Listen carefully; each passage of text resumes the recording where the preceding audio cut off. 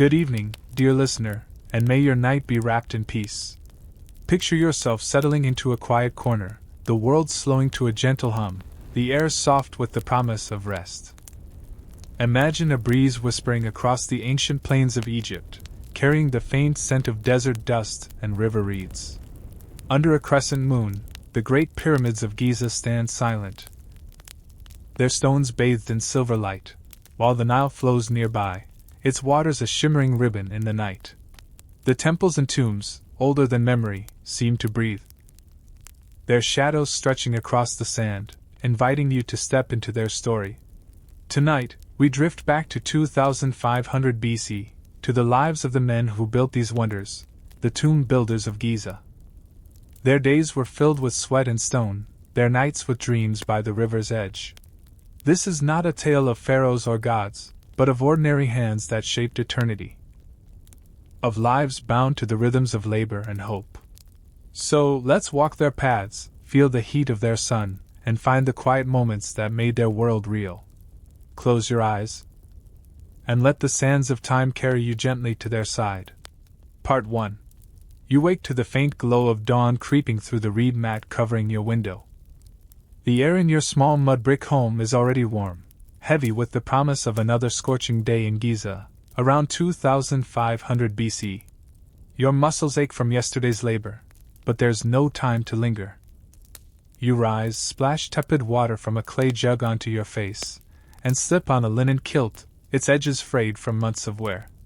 Outside, the village of Set Ma'at hums with quiet activity. Other tomb builders like you stir, their low voices blending with the clatter of pots and the distant bleat of goats.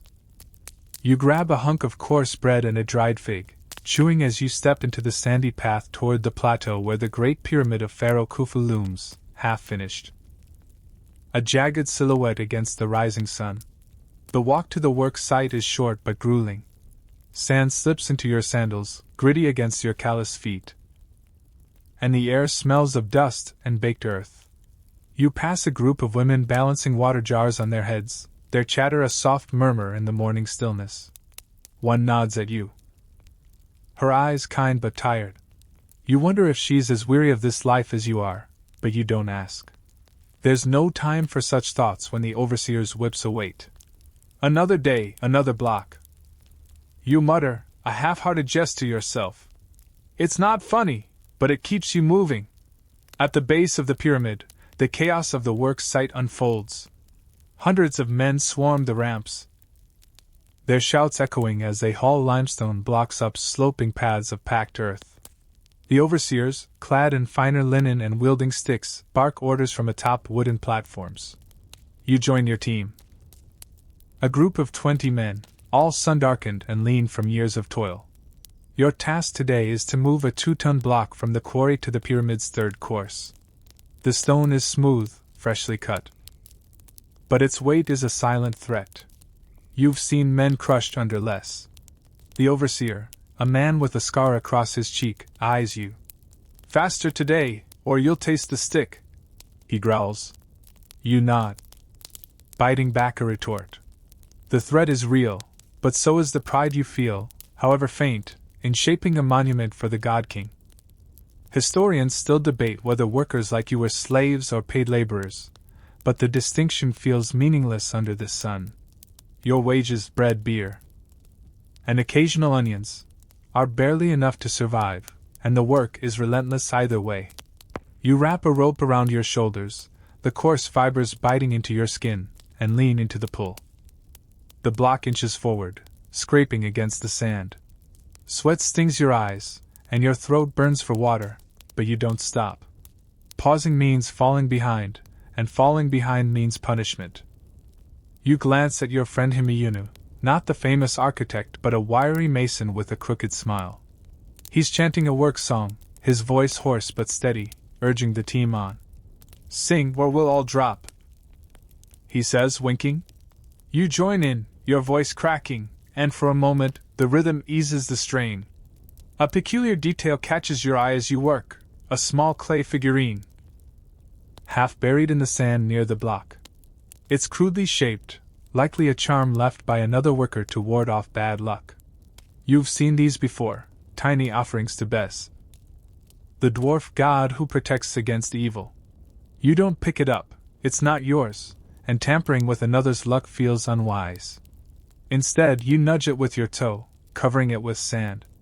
Stay safe, little one. You whisper, a quiet joke to the figurine. Superstition runs deep here, even if you don't always admit it. The sun climbs higher, and the heat becomes a living thing, pressing against your skin like a hot stone. Your team pauses briefly, passing around a jug of weak beer. It's warm and sour, but it cuts through the dust in your throat.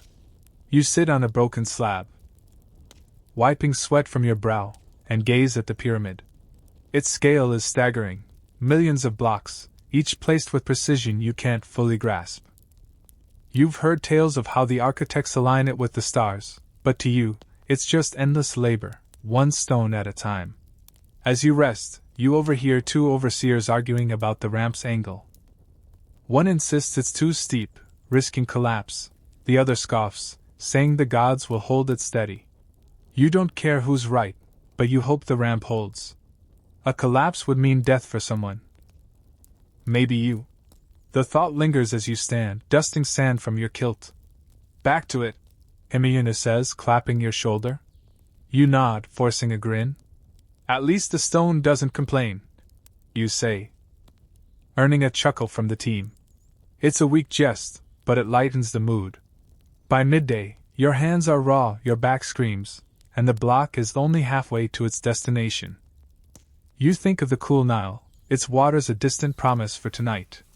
For now, there's only sand, stone, and the overseer's glare. You pull harder, your body protesting, and wonder how many more days like this you can endure. The pyramid will stand forever, but you're not so sure. Part 2. The sun blazes overhead, turning the Giza Plateau into a furnace. And you trudge back to the village of Set Ma'at for a brief respite. Your shoulders burn from the rope's bite, and your feet ache from the endless march across hot sand.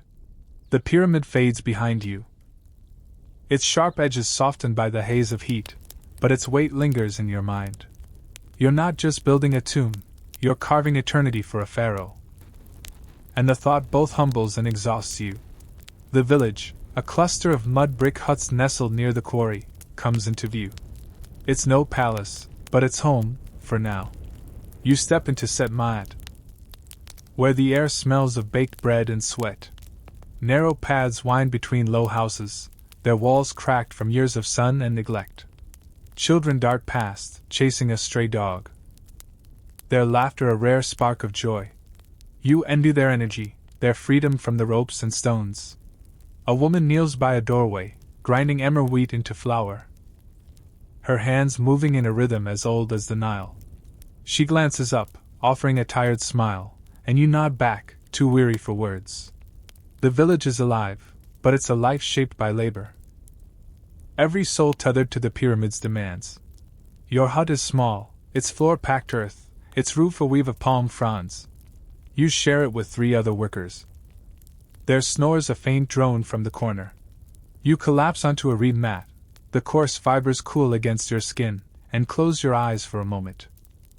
The sounds of the village filter in, mothers calling children, the clink of clay pots, the low hum of a work song from a neighbor.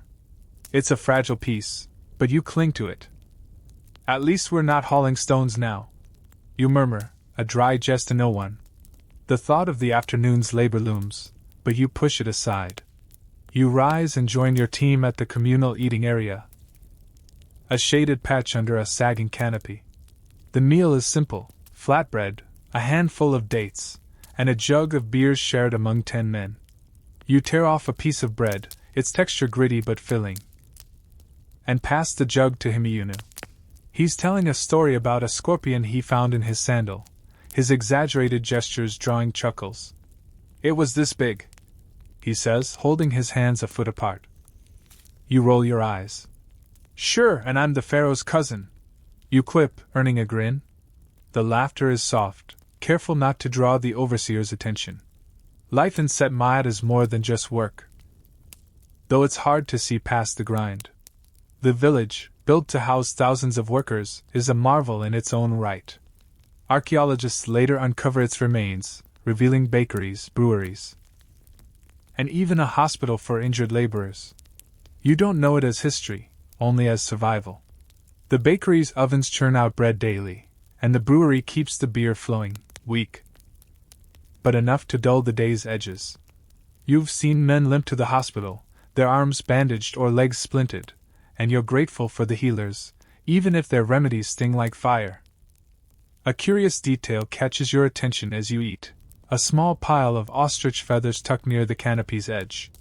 They're not for decoration. A worker explains they're used to fan the bakery ovens, keeping the fires steady. It's an odd quirk of village life, these delicate feathers amid the dust and toil. You imagine some poor soul chasing ostriches across the desert and smirk. "Better them than me," you whisper, a quiet joke to the feathers.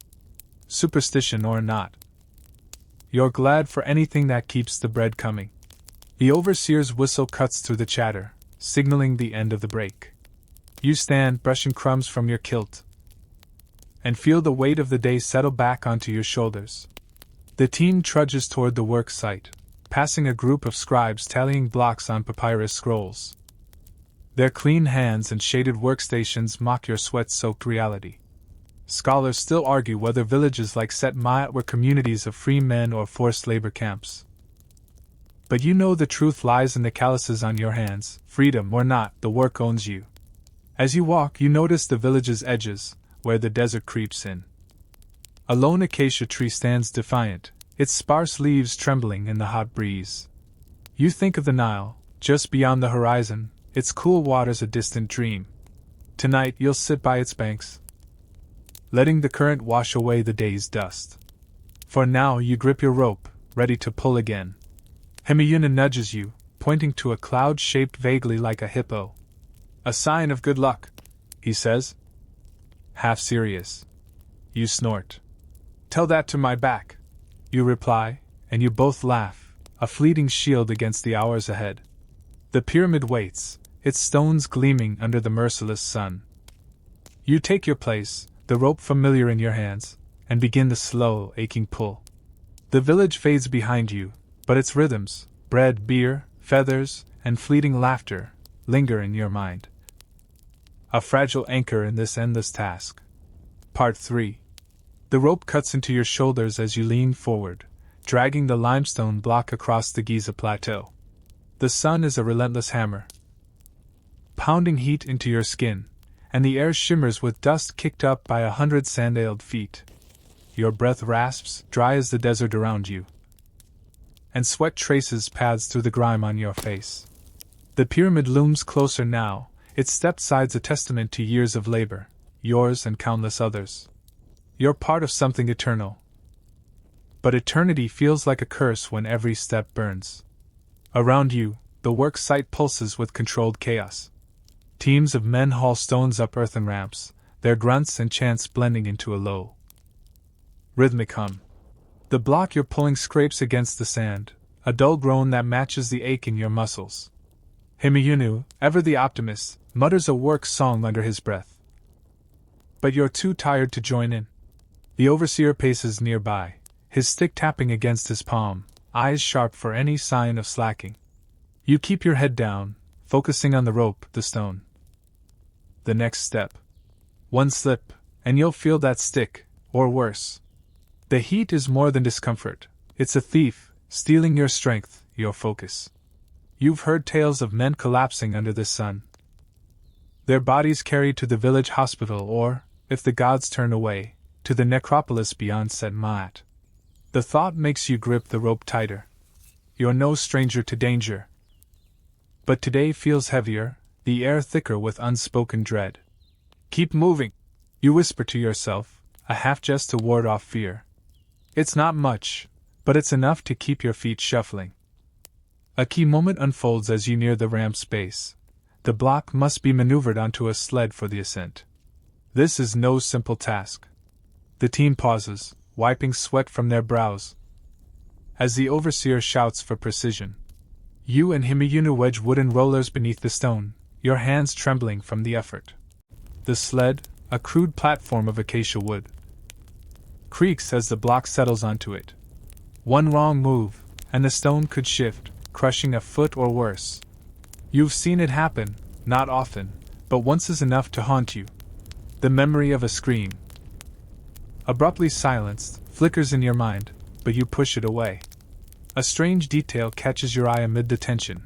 A faint carving on the block's edge, a crude ibis scratched by some idle hand. It's not official, not like the quarry marks painted in red ochre, but a worker's whim, perhaps a prayer to Thoth, god of wisdom. You trace it with a fingertip, wondering who left it, and why.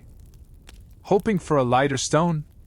Himeyunu teases, noticing your pause. You smirk. Hoping for a day off. You reply, and his laugh is a small gift in the heat. These fleeting marks, hidden on stones bound for eternity, remind you that you're not alone in this toil. The overseer's shout snaps you back. You take your place, pulling the sled up the ramp's gentle slope. The incline is slight, but the weight makes every step a battle. Sand slips underfoot, and the sled lurches, forcing you to brace harder. Your arms scream, your back protests, but you don't stop. The pyramid's third course waits, and the pharaoh's divine will demands it be perfect. Scholars still debate how many died building Khufu's tomb, hundreds, thousands, but you don't count the fallen. You just pray you're not next.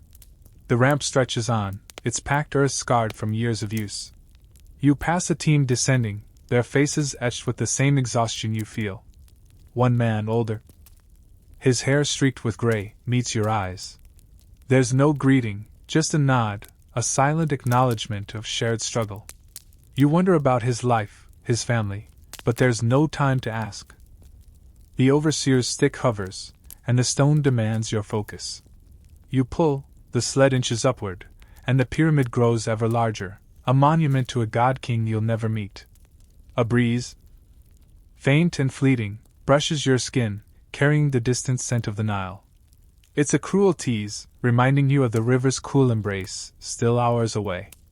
You think of tonight, when you'll sit by its banks, letting the water lap at your feet. For now, there's only the ramp, the rope, and the stone. At least the view's nice, you mutter, glancing at the endless desert. It's a weak joke, but Himeyunu snorts, and the moment passes. You pull again, your body a machine of habit and endurance, and the day grinds on. The block nears its place, and a flicker of pride stirs in your chest. You're shaping history, even if history won't know your name. But pride doesn't cool the sun or ease the pain in your hands. You wipe your brow, sand gritty against your palm, and brace for the next pull. The pyramid waits, and so does the overseer, his eyes never leaving you. Part 4. The ramp's slope steepens under your feet, and the sled's weight pulls harder against the ropes, as if the stone itself resists its journey to the pyramid's third course. The sun, now a white-hot disk in the sky, bakes the Giza plateau, and your linen kilt clings to your sweat-soaked skin. Every breath tastes of dust, and your hands, raw from the coarse fibers, tremble as you grip tighter. Around you, the work site hums with the clatter of tools and the low chants of other teams, but your world narrows to the sled, the ramp, and the overseer's shadow looming nearby.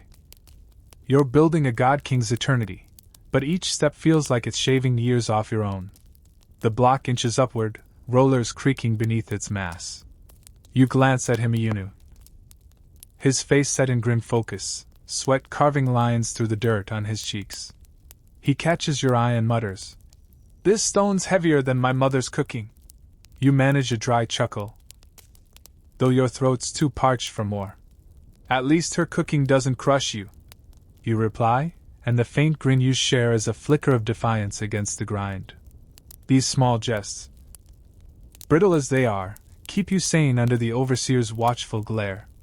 Today's task is a glimpse into the ingenuity that makes Khufu's pyramid possible. You're not just pulling stones. You're part of a system honed over generations. The ramps, sloping paths of packed earth and mud brick, snake around the pyramid, allowing teams like yours to haul blocks to higher levels. Wooden rollers and sleds reduce friction, while levers and counterweights, crude but effective, help position stones with precision. You've heard whispers of how the architects plan each course, aligning the pyramid with the stars, but to you, it's all ropes and sweat. The real marvel is survival, not geometry. A peculiar detail catches your attention as you pause to adjust the sled. A faint sheen of gypsum dust on the ramp's edge. It's not random. Workers spread it deliberately to slick the path, easing the sled's glide. You've seen men collect the stuff from nearby cliffs, grinding it into powder with stones. It's a small trick, but it saves hours of labor. You kick some onto the ramp, watching it shimmer in the sunlight. Fancy dust for a fancy tomb, you murmur. A quiet jab at the absurdity of it all. Who knew eternity needed so much grit? The overseer's shout jolts you back. Eyes on the stone, he barks, his stick raised. You nod, biting back a curse, and lean into the rope. The sled lurches forward, rollers groaning, and you feel the strain ripple through your shoulders. Danger is never far here. A misstep could send the sled sliding back, crushing legs or worse. You've seen ramps collapse under poor maintenance, burying men in rubble.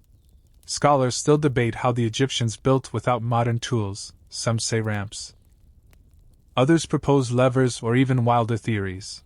But you know the cost: blood, sweat, and lives lost to a single careless moment. Your team reaches a leveling point, where the block will be levered off the sled and into place. This is delicate work, requiring coordination and nerve. You and Himayunu wedge your acacia wood levers under the stone, your movements slow to avoid a shift.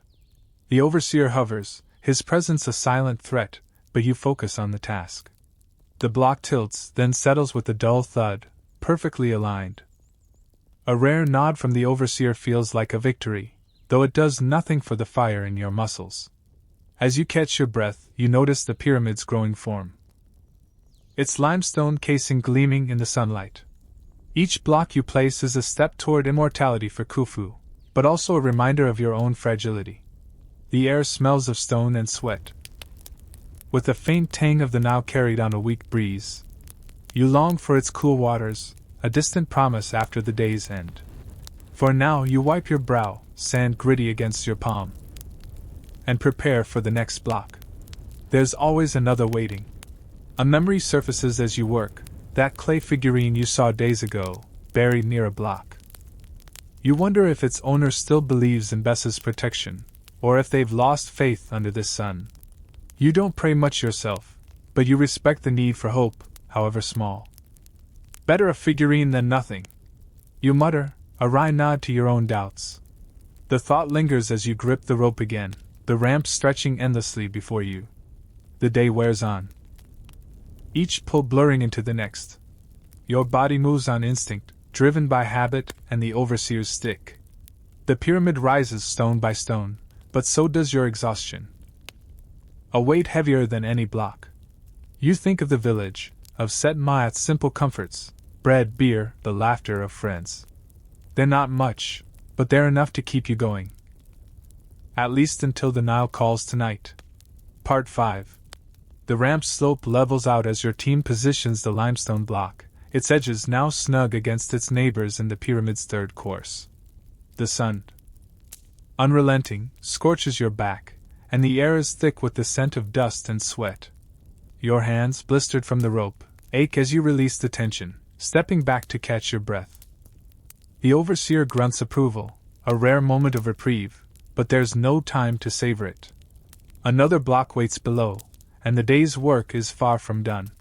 You wipe your brow, sand gritty against your skin, and follow your team down the ramp for the midday break, your stomach growling for the meager meal ahead. The walk to the shade of a limestone outcrop feels endless, each step heavy with exhaustion. You settle beneath the rock's jagged shadow, its coolness a faint mercy against the heat. Your team sprawls around you, men too tired to speak, their faces etched with the day's toll. Himayuna passes a clay jug of beer, its contents warm and sour, but you drink deeply, letting it soothe your parched throat. A basket of flatbread and dried onions makes the rounds, and you tear off a piece, chewing slowly to make it last. The bread is coarse, flecked with sand from the baker's hands, but it's fuel. And you're grateful. You lean back, the stone cool against your spine, and listen to the low murmur of your team. Himayuna's telling a story about a merchant he met in Memphis, claiming the man sold magic, amulets that break after a day. Paid a whole loaf for nothing. He grumbles, and you smirk. Sounds like your luck, you say. And the soft chuckles ripple through the group. These moments, brief as they are, stitch you together, a fragile bond against the pyramid's grind. You glance at the horizon, where the Nile's distant shimmer promises tonight's peace, and hold that thought like a talisman. Midday breaks like this are a cornerstone of life at Giza. A fleeting pause mandated by the overseers to keep workers from collapsing. Excavations centuries later revealed the scale of this logistics. Vast bakeries in Set Ma'at churned out thousands of loaves daily, while breweries produced gallons of beer to sustain the workforce. You don't know the numbers, only the rhythm: work, eat, work again. The meal is simple, but it's a lifeline, shared in the shadow of the pharaoh's tomb, where every bite feels like defiance against the sun. A curious detail catches your eye as you eat. A small pile of date pits stacked neatly beside a teammate's foot. He's arranged them in a spiral, an idle game to pass the time. You've seen others do this: carve patterns in the sand, stack pebbles. Anything to claim a moment of control in a life dictated by stone and rope. You nudge a pit with your toe, breaking the spiral. Building your own pyramid? You ask, voice low. He grins, sheepish. Smaller than Khufu's, he replies, and you both laugh, a quiet jest to ease the weight of the day. The overseer's whistle pierces the air, signaling the end of the break. You stand, brushing crumbs from your kilt, and feel the ache in your legs flare anew. The team trudges back to the ramp, passing a group of scribes hunched over papyrus, their reed pens scratching out tallies. Their clean hands mock your calluses, but you're too tired for envy. Scholars still debate whether workers like you were fed well or merely enough to survive, but you know the truth. Every loaf is a calculation, just enough to keep you pulling, never enough to feel full. As you reach the next block, you notice the ramp's surface, slick with gypsum dust from earlier. You remember that trick, spreading powder to ease the sled's glide, and feel a flicker of respect for the ingenuity. It's not magic, just grit and cleverness. Like the date pit spiral or Himayuna's endless stories. You grip the rope, its fibers familiar against your palms, and brace for the pull. The stone shifts, rollers creaking. And you lean into the effort, your body a machine of habit and endurance. A memory surfaces as you work, those ostrich feathers you saw in the village, fanning the bakery ovens. You wonder if the bread you ate today carried their faint, dusty scent. The thought is oddly comforting, a thread connecting Set Ma'at's bustle to this sun-scorched ramp. You pull harder, the sled inching forward, and imagine the Nile's cool waters waiting tonight. Just get through this, you mutter, a wry promise to yourself. The pyramid rises block by block. But so does your longing for the river's embrace, a quiet anchor in this endless toil. The day stretches on, the sun a relentless judge. Your team moves in silence now, too weary for songs or jests. You glance at Himayuna, his face set in quiet determination, and feel a pang of gratitude for his presence. The pyramid may be Khufu's, but this moment, dust, sweat, and shared bread, belongs to you. To all of you, bound by ropes and fleeting shadows. Part 6. The sled groans under the limestone block's weight as you pull it up the ramp, the sun searing your shoulders like a brand. The Giza plateau shimmers with heat, and the air carries the sharp tang of dust and sweat, mingling with the faint, acrid scent of gypsum powder scattered to ease the sled's path. Your muscles scream with each step, but you keep moving, driven by habit and the overseer's ever-present stick. The pyramid's fourth course looms above. Its half-finished edges a silent demand for more stones, more labor, more of you. You glance at Himayuna, his face slick with sweat, and manage a nod. No words now, just the rhythm of the pull. The afternoon is a brutal stretch. But there's a pause coming, a small ritual that breaks the day's grind. You feel it approaching as the sun dips slightly, casting longer shadows across the work site. The overseer, his voice hoarse from shouting, calls for a halt. Your team releases the ropes, hands trembling, and gathers in a loose circle near a small limestone altar, its surface worn smooth by countless hands. This is no grand temple, just a slab etched with a crude ink. But it's sacred enough for what comes next, a brief prayer to ensure the pyramid's sanctity and your own safety.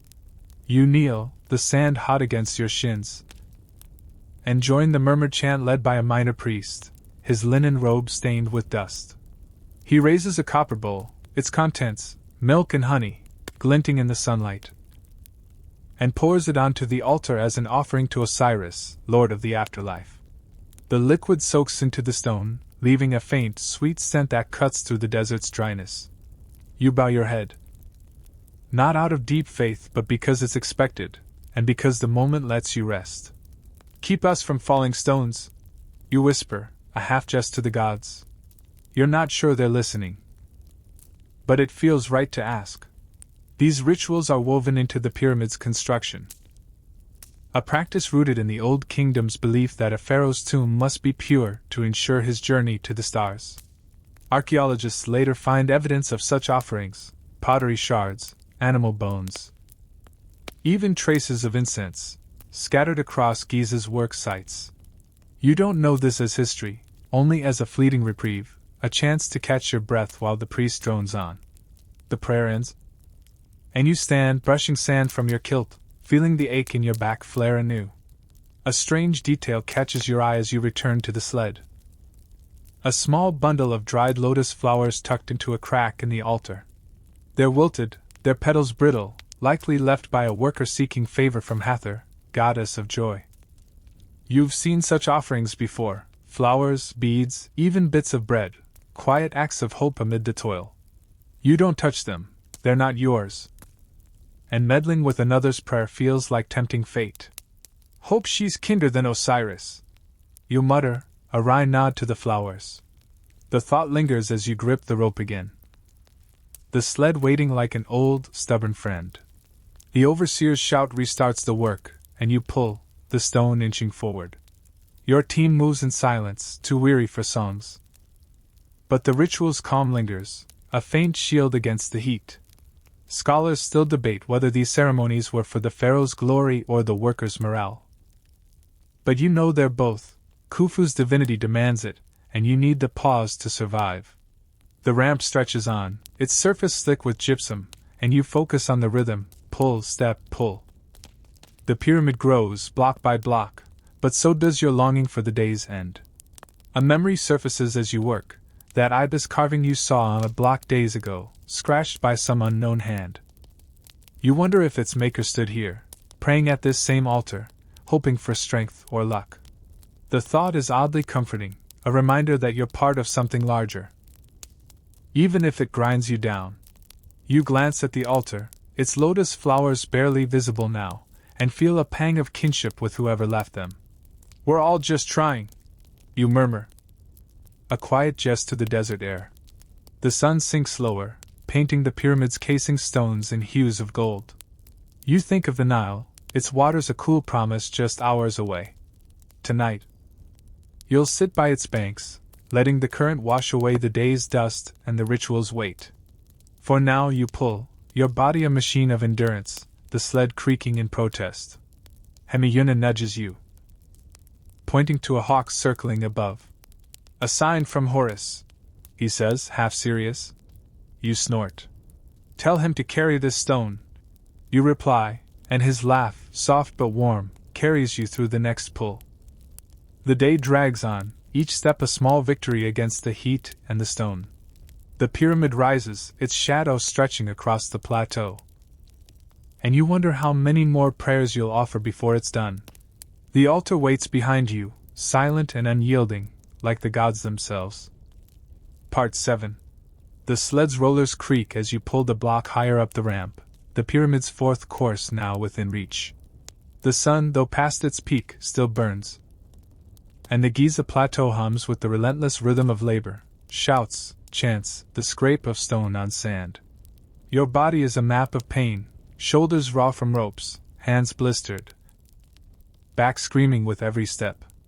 Sweat stings your eyes, and the air tastes of dust and faint lotus from the altar's offering, a memory of the brief prayer that feels like hours ago. You're building a pharaoh's eternity, but each pull reminds you how mortal you are.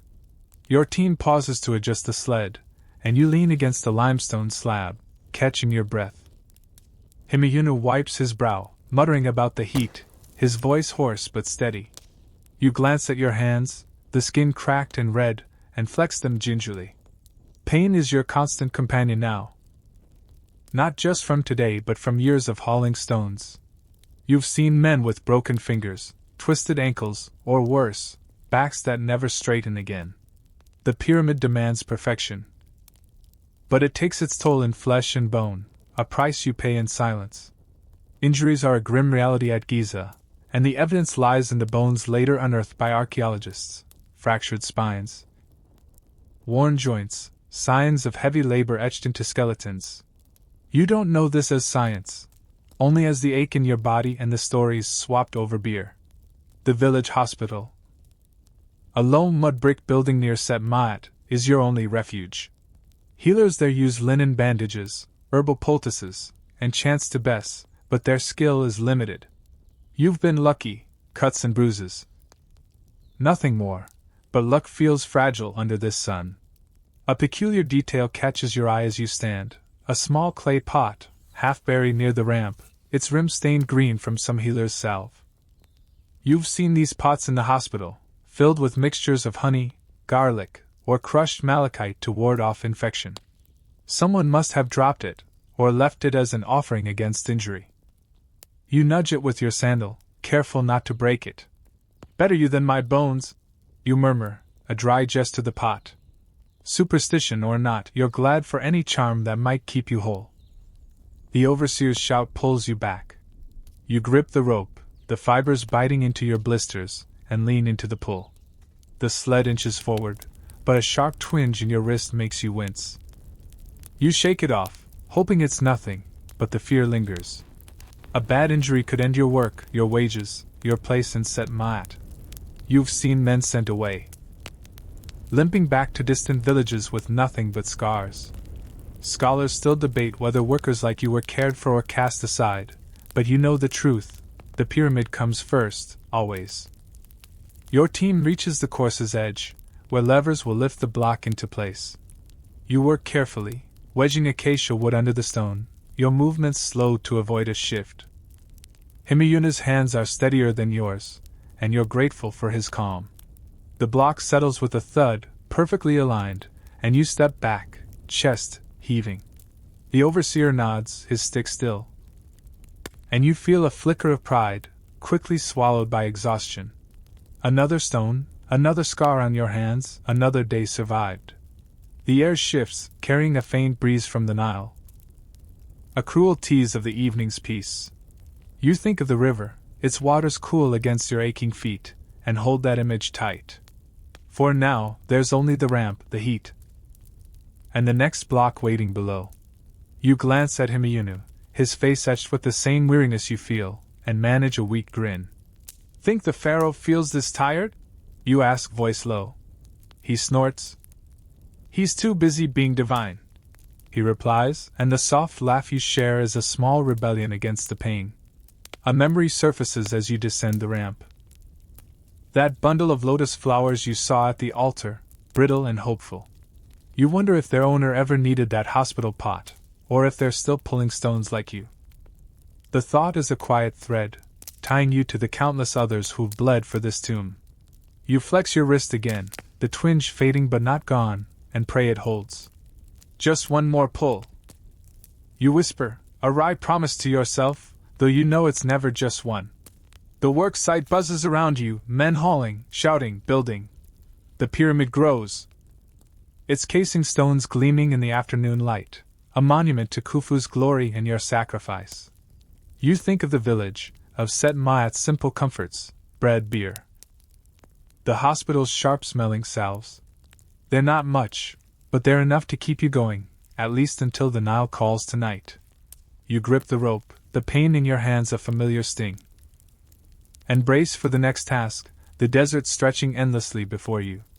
Part 8.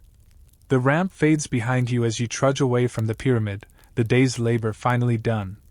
The sun dips low, painting the Giza plateau in hues of amber and rose, and the air cools, carrying the faint, earthy scent of the Nile. Your body is a chorus of aches, shoulders raw, hands blistered, wrists still twinging from the morning's strain, but your steps lighten as you near the river's banks.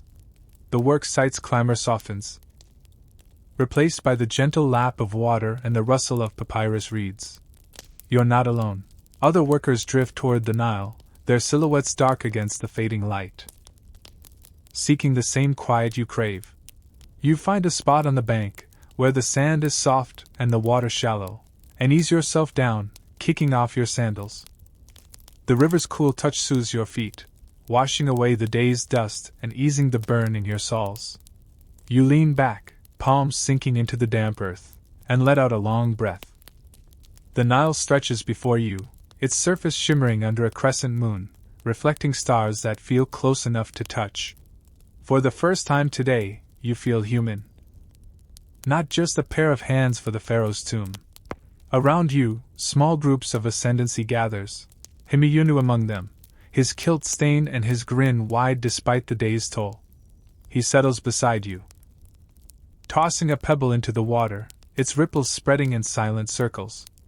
Think the river misses us when we're at the ramps? He asks, voice low, teasing. You snort, flicking a reed at him. It's probably glad for the break, you reply, and his laugh, soft and warm, blends with the night's chorus of crickets and frogs. These moments by the Nile, fleeting as they are your sanctuary. A place to stitch yourself back together before tomorrow's grind. The Nile is more than a river, it's the lifeblood of Egypt, sustaining villages like Set Ma'at and the pyramid's workforce. Excavations later reveal how workers relied on its waters for drinking, bathing, and even small-scale farming near Giza. You don't know this as history, only as the cool relief against your skin and the stories swapped under the stars. Tonight you share tales of home. Hemiyunu speaks of his sister's cooking, you of your mother's woven mats, and the words weave a fragile bond, stronger than any rope. A curious detail catches your eye as you sit, a small clay lamp, its wick long burned out, half buried in the sand. Someone must have left it after a night like this, its faint oil scent lingering. You've seen workers light such lamps during evening gatherings. Their glow a quiet defiance against the dark. You nudge it with your toe, careful not to break it. Think it saw better stories than ours? You murmur, a wry jest to the lamp. The thought lingers. A reminder that countless others have sat here, their voices carried away by the river's current.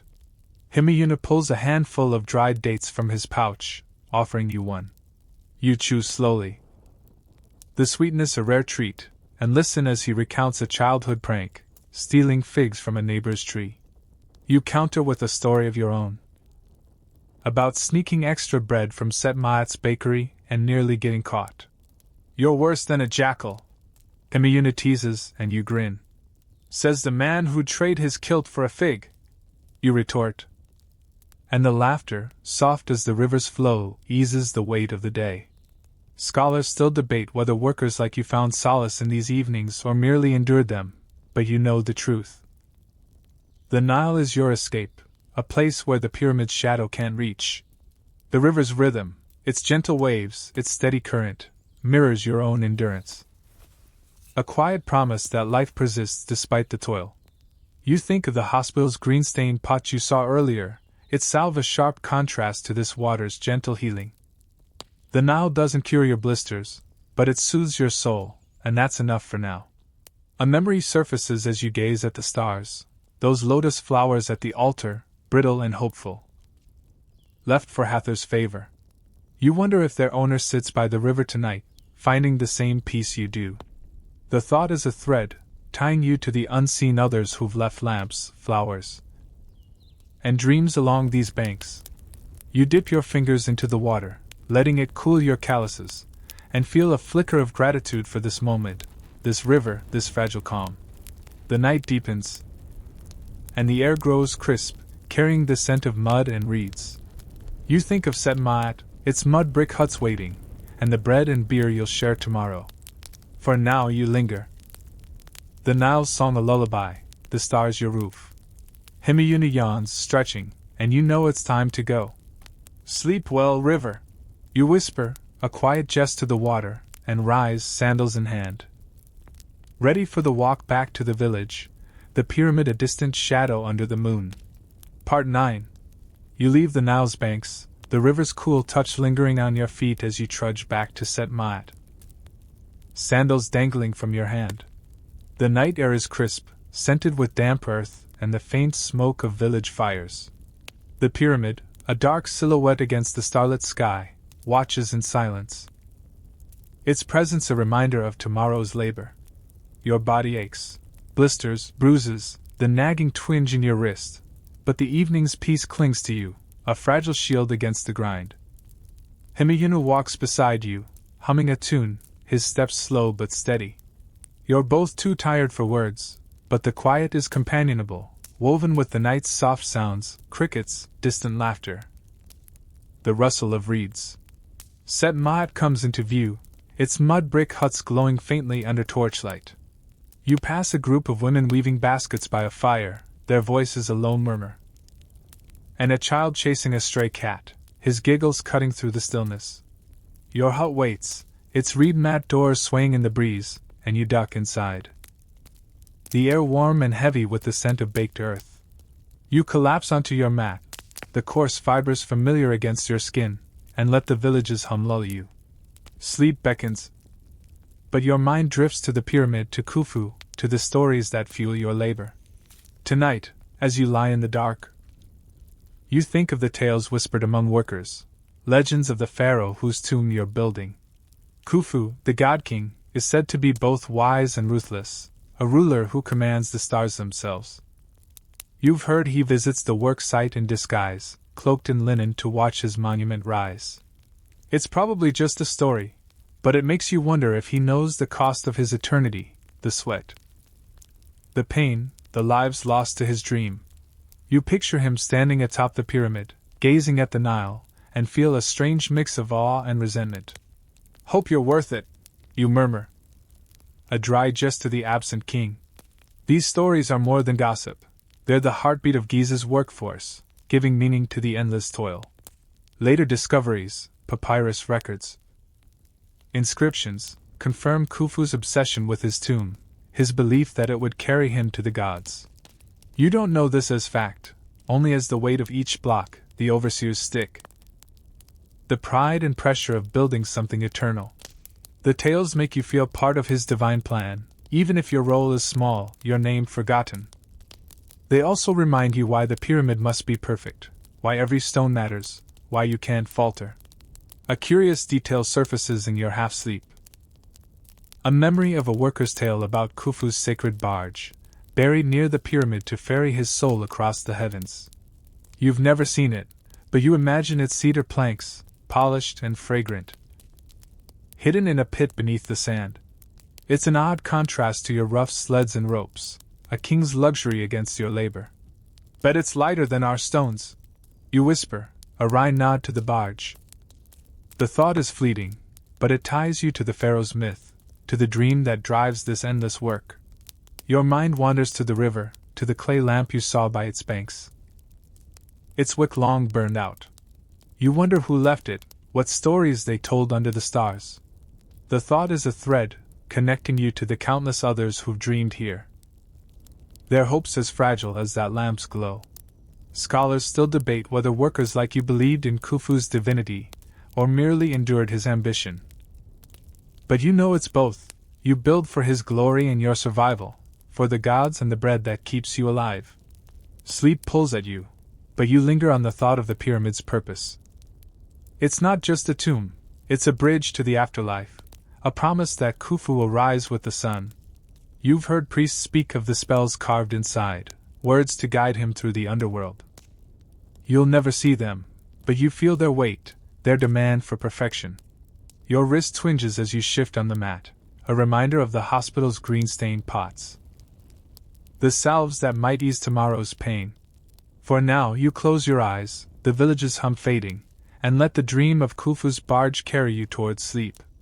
Himayuna's snores rumble from the corner. And you smile faintly. Louder than a hippo. You mutter, a quiet jest to the dark. The pyramid waits beyond your hut, its stones silent under the stars, but here, in this moment, you're just a man. Dreaming of rivers and rest. The Nile's song echoes in your mind, a lullaby of water and peace, and you drift, the weight of the day slipping away, if only for a few hours. Part 10. The faint glow of dawn seeps through the reed mat of your hut, pulling you from a dream of the Nile's cool waters. Your body protests as you rise, muscles stiff, wrists still twinging from yesterday's strain. The air in Set Mayat is warm, heavy with the scent of baked earth and lingering smoke from last night's fires. You splash water from a clay jug onto your face, the droplets a fleeting relief, and slip on your frayed kilt. Outside, the village stirs, low voices, the clatter of pots, a child's sleepy wail. You grab a piece of flatbread, chewing as you step into the sandy path toward the pyramid, its silhouette sharp against the rising sun. The walk to the work site is familiar, each step a reminder of the labor ahead. Sand slips into your sandals, gritty against your calluses, and the air smells of dust and distant reeds. You pass Himayunu, already waiting by the quarry, his grin crooked but warm. Ready for another dance with the stones? He asks, voice low. You snort. Only if they let me lead, you reply, and his laugh is a small spark in the morning's wait. The jest is weak, but it carries you forward, toward the ramps and ropes that define your days. Today, you notice the subtle divisions among the workers as you join your team. The pyramid's workforce is no monolith. There are tiers, unspoken but clear. Skilled masons, like the men who carve the casing stones to mirror smooth perfection, carry themselves with quiet pride. Their hands steadier, their wages slightly better. Laborers like you, hauling blocks and sweating under the overseer's stick, form the backbone but reap less respect. You've seen the mason's tools, bronze chisels, polished plumb bobs, while you wield only ropes and raw strength. There's no resentment, not exactly, but a quiet tension simmers. A competition for favor and survival. This hierarchy is etched into Giza's history, later uncovered in workers' tombs and inscriptions. Skilled artisans were buried closer to the pyramid, their graves marked with modest stelae, while laborers like you rest in simpler pits, names lost to time. You don't know this as legacy, only as the ache in your shoulders and the overseer's sharper tone when you falter. The mason's precision ensures Khufu's tomb aligns with the stars, but your labor lifts it skyward, block by block. And you take a silent pride in that. A peculiar detail catches your eye as you grip the rope, a mason's discarded reed pen, its tip stained with red ochre, lying in the sand. It's used to mark stones, ensuring each fits the architect's plan. You've seen masons hunched over blocks, sketching angles with quiet focus, their work a world apart from your endless pulling. You kick the pen aside, half tempted to keep it. Think it'd make me a mason? You murmur, a wry jest to the sand. The thought fades as the overseer's shout pulls you back, the rope biting into your palms. You lean into the pull, the sled creaking under the block's weight. The ramp's slope is familiar, its gypsum-dusted surface slick but treacherous. You glance at a mason nearby, his chisel glinting as he smooths the stone's edge. He doesn't look up, lost in his craft, and you feel a pang of envy, not for his skill, but for the shade he works in. Scholars still debate whether this divide bred camaraderie or rivalry among workers, but you know it's both. You share bread with masons at midday, but their cleaner kilts and steadier hands mark a line you'll never cross. The block inches upward, rollers groaning, and you focus on the rhythm, pull, step, pull. Himayunu chants a work song, his voice hoarse but steady, and you join in, the words a lifeline against the heat. A memory surfaces, those date pits you saw, arranged in a spiral during a break, a laborer's idle art. You wonder if a mason would bother with such whimsy, or if their precision leaves no room for play. The thought is a quiet thread, tying you to the others who toil here, each finding small ways to endure. The sun climbs, its heat a relentless weight. You think of the Nile, of last night's peace by its banks, the clay lamp half buried in the sand. You imagine returning tonight, letting the river wash away the day's dust and the sting of this unspoken divide. Just keep pulling, you whisper, a dry promise to yourself.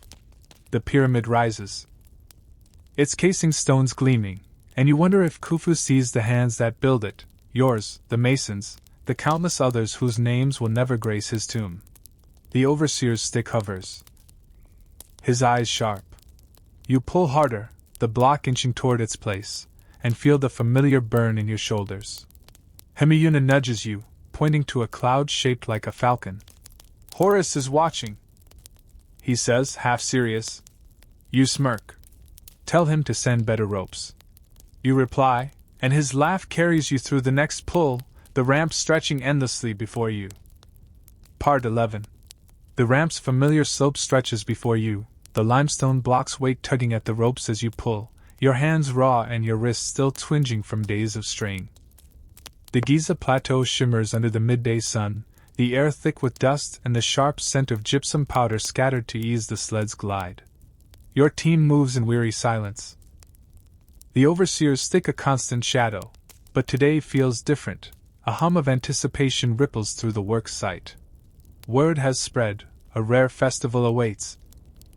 A break from the grind to honor the inundation of the Nile, and you cling to the thought like a lifeline. The block settles into place with a dull thud, perfectly aligned on the pyramid's fourth course, and the overseer grunts approval.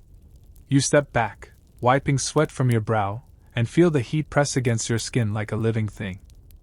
Hemiyuna claps your shoulder, his grin wide despite the exhaustion etched into his face. Think they'll give us extra beer tonight? He asks, voice low, teasing. You smirk. Only if the Nile turns to honey. You reply, and his laugh, hoarse but warm, cuts through the day's weight. The jest is small, but it carries you toward the promise of celebration. The festival is a rare gift, a moment when Set Ma'at transforms from a labor camp into a living community. These events, tied to the Nile's annual flood, are documented in later finds, pottery fragments, festival songs carved on stone, showing how workers paused to dance, eat, and pray. You don't know this as history, only as the rare chance to feel human, to forget the ropes and stones for a night. The inundation is sacred, a sign of Happy's blessing, ensuring crops and survival, but for you, it's the music, the firelight, and the fleeting joy that matter most. You trudge back to the village as the sun dips, the work site quieting behind you. Set Ma'at buzzes with preparations, women weave garlands of lotus flowers, children chase each other with painted sticks, and the scent of roasting fish drifts from communal fires.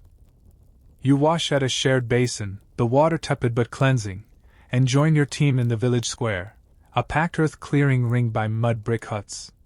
Torches cast a warm glow, and a drummer begins a slow, steady beat, joined by the plaintive wail of a reed flute.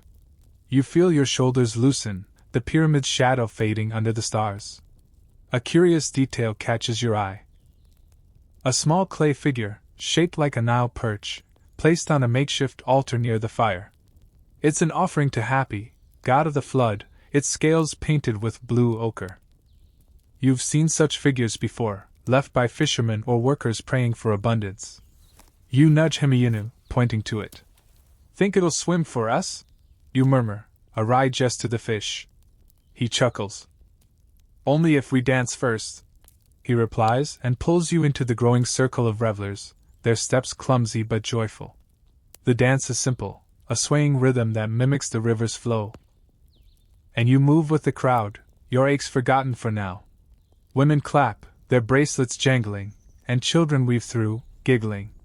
You share a jug of beer, stronger than the workday's brew, and a plate of grilled fish and flatbread, the flavors sharp and satisfying. The firelight dances on faces you know, Hemiyunu, the baker's wife. the old mason with gray-streaked hair, and you feel a quiet kinship, a bond forged by shared toil and rare nights like this.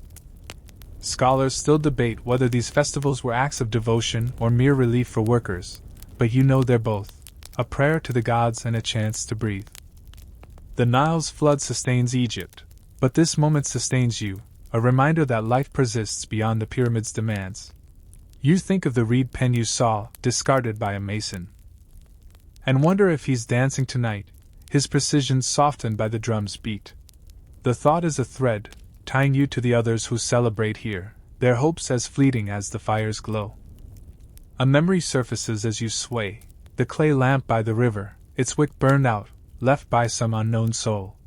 You imagine them here, dancing under the same stars, their stories mingling with yours. The music slows, and you step back, catching your breath, the night air cool against your skin. Better than pulling stones, you whisper, a quiet jest to the fire, and Himiyuna nods, his eyes bright. The festival will end, the ramps will call, but for now you dance, the Nile's promise alive in every step, the pyramid a distant dream under the moon. Part 12. The festival's drumbeat fades as you slip away from the village square, the firelight dimming behind you. The night air is cool, scented with roasted fish and the faint musk of lotus garlands, but the pyramid's shadow lingers in your mind, a reminder of the ramps waiting at dawn. You wander towards Set Ma'at's edge, where the desert meets the village, and sit on a low stone, the sand cold beneath your feet. Your body aches, blisters, bruises, the stubborn twinge in your wrist, but the festival's joy clings to you, a fragile warmth against the quiet. Above, the stars burn bright, and you wonder if Khufu's soul will truly sail among them, carried by the barge you've only heard in tales. Your thoughts darken as you recall today's work, before the festival's reprieve. A block had slipped on the ramp, its sled lurching sideways, nearly crushing a young laborer's leg. You'd all frozen. Ropes taut, as the overseer screamed orders. The boy, barely 16, had scrambled free, pale and shaking, but the stone's groan still echoes in your ears. The overseer's punishment was swift, a lash across the team leader's back for carelessness.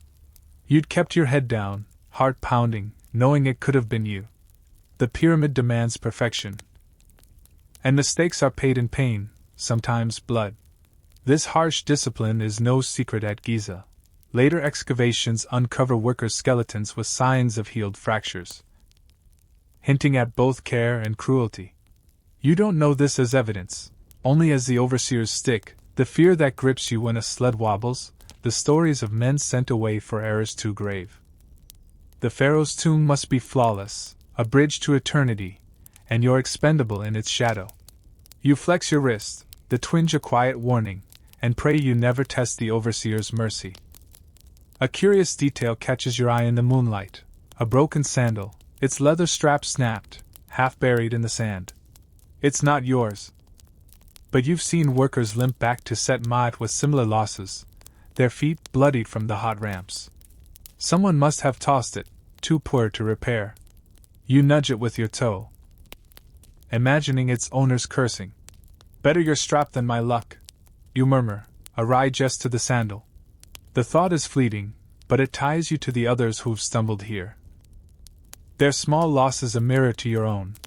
You lean back, the stone cool against your spine, and think of the festival, its drums, its laughter, the clay perch on the altar. Those moments feel distant now, swallowed by the memory of the slipped block, the boy's wide eyes. You wonder if he's sleeping tonight, or if fear keeps him awake, like you. Scholars still debate whether the pyramid's workers were united by shared purpose or divided by fear.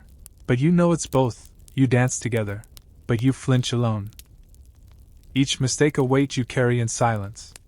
A breeze stirs, carrying the Nile's faint scent, and you long for its banks, for the peace you found there last night. You think of the clay lamp you saw, its wick burned out, and imagine its owner facing their own near miss, their own overseer's wrath. The thought is a thread, connecting you to the countless others who've toiled and erred under this sun. You shift, sand gritty against your palms, and feel the festival's warmth fade. replaced by the reality of tomorrow's labor. Himayuna's voice breaks the silence, soft but close. He's followed you, settling on the sand nearby, a jug of beer in hand. Hiding from the drums? He asks, offering a sip.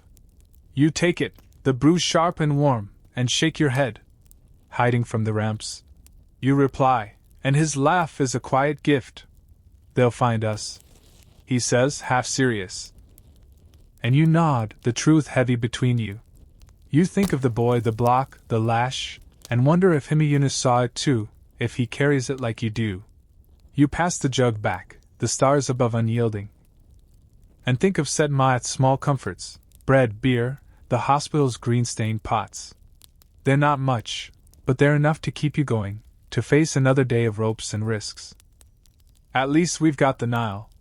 You whisper, a dry jest to the night, and Himayuna grunts agreement.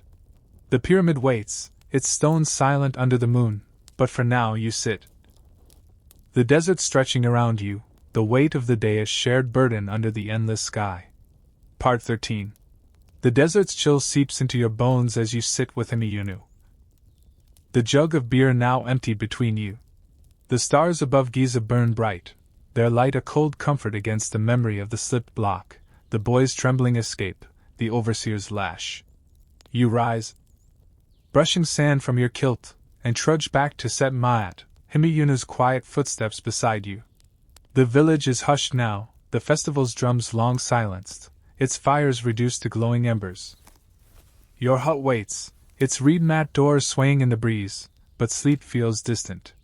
Your mind drifts to a place far from the pyramid's shadow, to your family, a world away from the ramps and ropes. You settle onto your mat, the coarse fibers familiar against your aching back, and close your eyes. The village's faint sounds, snores, a distant cough. The rustle of palm fronds fade as you picture your home, a small mud brick house in a village near Memphis. You see your mother's hands worn from weaving. Your younger brother's grin as he chases goats, the acacia trees shading your doorway. It's been months since you've seen them, your life tethered to Set Maat's endless labor. The pyramid pays your wages, bread, beer, a few copper deben, but it steals time, distance, the warmth of those you love. You reach under your mat, fingers brushing a small clay tablet. Its surface etched with clumsy signs. It's a letter you've been scratching out in stolen moments, a message for your family, to be carried by a merchant passing through. Writing is rare for laborers like you, but you've learned enough from a scribe's patience to form simple words. Asterisk, I am well. The pyramid grows. I miss you. Asterisk, you trace the marks, their edges rough, and feel a pang of longing. Hope you're not herding goats into the house. You murmur, a wry jest to your brother's mischief. The thought is a fragile bridge to a life you barely hold on to. Letters like yours are rare but not unknown. Archaeologists later find similar tablets, etched with workers' hopes and homesickness, buried in Giza's sands. You don't know this as legacy, only as the weight of absence, the ache of a life pause for Khufu's tomb. The merchants who carry these messages charge dearly, half a loaf, a jug of beer, but you pay. Knowing the tablet might never reach Memphis, might break, or be lost. Still, you write, because the act itself is a tether, a way to feel close to those you've left behind. A curious detail surfaces as you clutch the tablet, a faint smudge of red ochre on its edge, likely from the mason's pen you kicked aside days ago. You must have touched it. The pigment staining your fingers, now marking your words. It's an odd link, your laborer's life bleeding into this private act, the pyramid's dust mingling with your longing. You smirk, imagining your mother's confusion at the smudge. Blame the stones? You whisper, a dry jest to the tablet, and tuck it back under the mat, safe for now.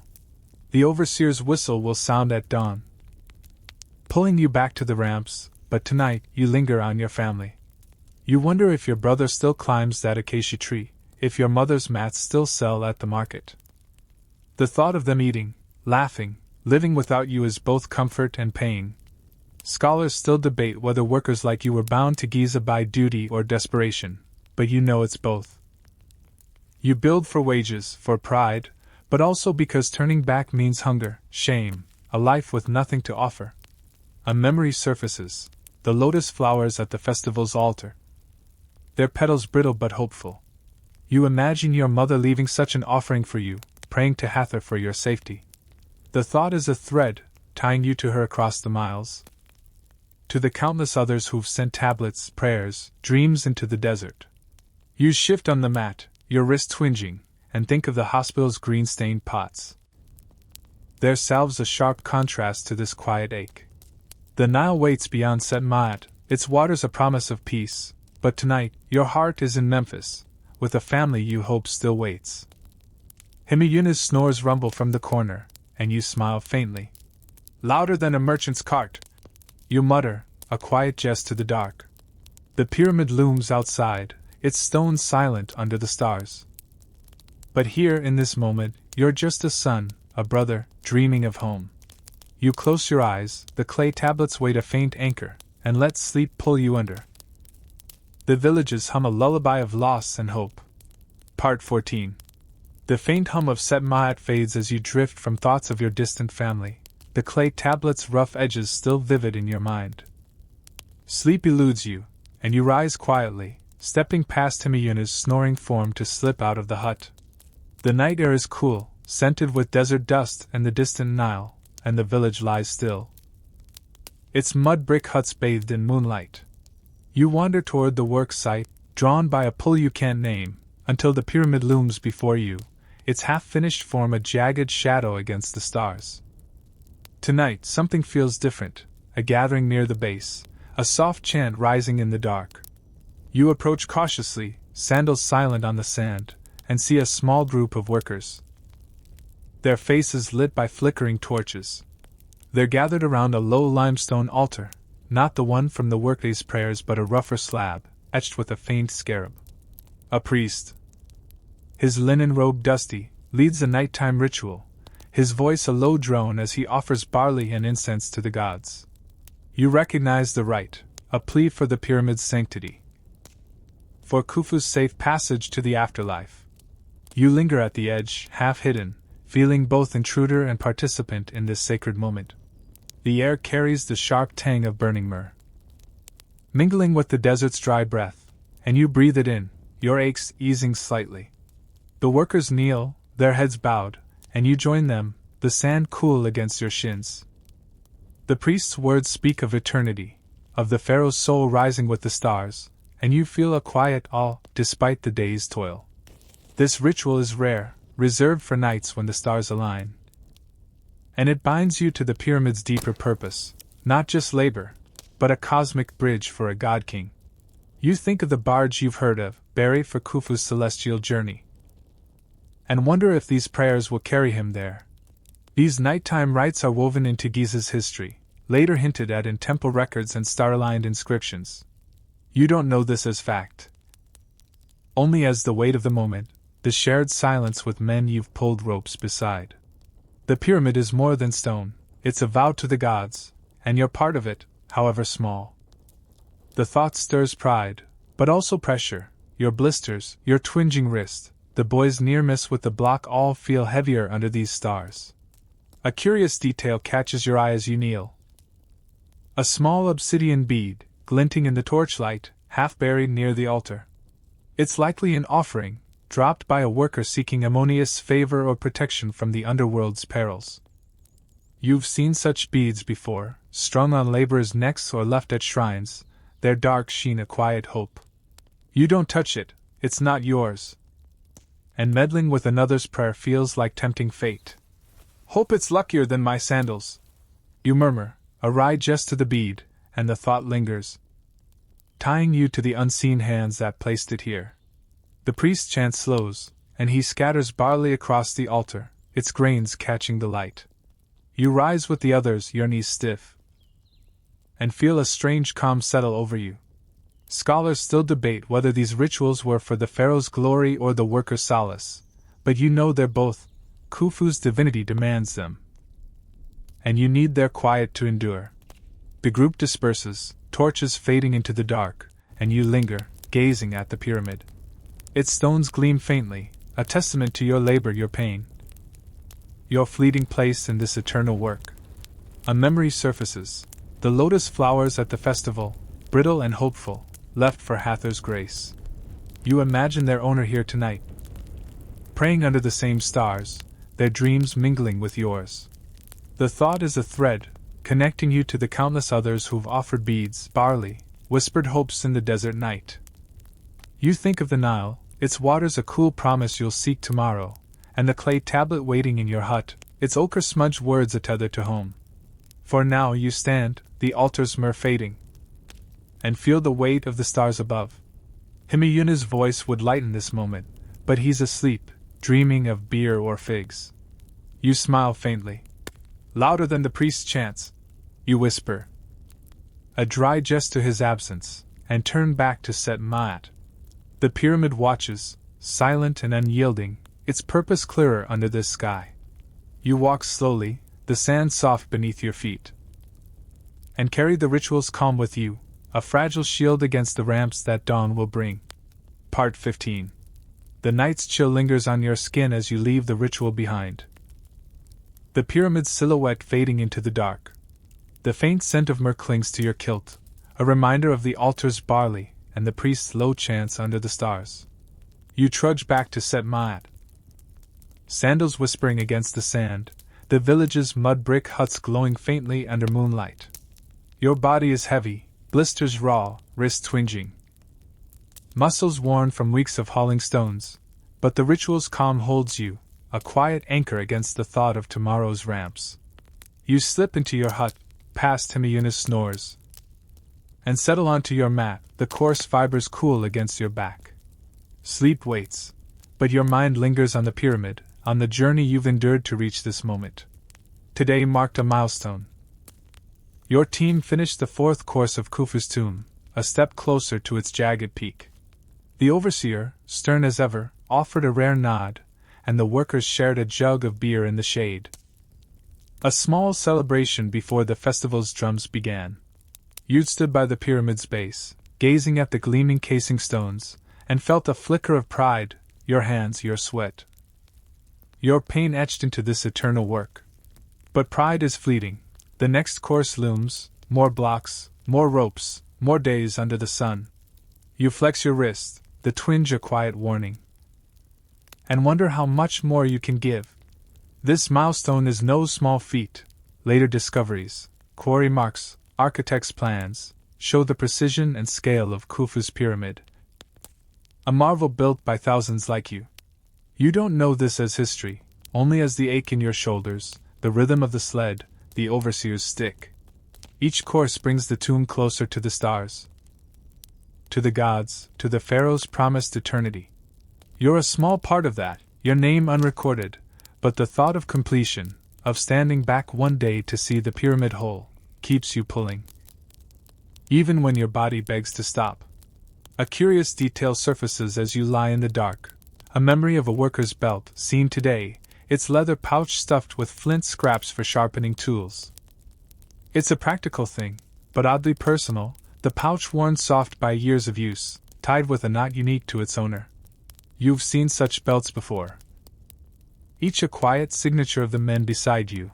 Himayuna's has a blue bead, yours a frayed cord. You smirk, imagining the flint pouch outlasting the pyramid. Better legacy than my blisters, you murmur. A wry jest to the dark, and the thought ties you to the others who've toiled here, their small marks enduring in the sand. You shift on the mat, the village's hum, snores. A distant dog's bark, fading into a lullaby. You think of the journey, the scorching days, the Nile's cool nights, the festival's fleeting joy. The clay tablet under your mat, its ochre-smudged words, holds your longing for home. The lotus flowers, the obsidian bead, the broken sandal, all threads weaving you into Giza's tapestry. You've survived near misses, the overseer's lash, the weight of stones and stars, and you're still here, still pulling, still dreaming. Scholars still debate whether workers like you found meaning in this labor or merely endured it. But you know it's both. You build for Khufu, for bread, for the faint hope of something more. A memory surfaces, the Nile's banks, where you sat with Himayunu, the clay lamp half buried in the sand. You imagine returning tomorrow, letting the river wash away the day's dust, the milestones wait. The thought is a promise, a reason to rise when the overseer's whistle sounds.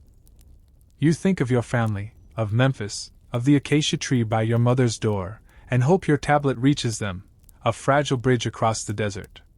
For now you're here, in Set Ma'at, part of a work that will outlive you, its stones a silent testament to your hands. Himiyuna's snores rumble, and you smile faintly. Louder than the Nile itself. You whisper, a dry jest to the night. The pyramid waits beyond your hut, its fifth course calling, but here, in this moment, you're just a man, dreaming of rivers, stars, and a future you can't yet see. You close your eyes.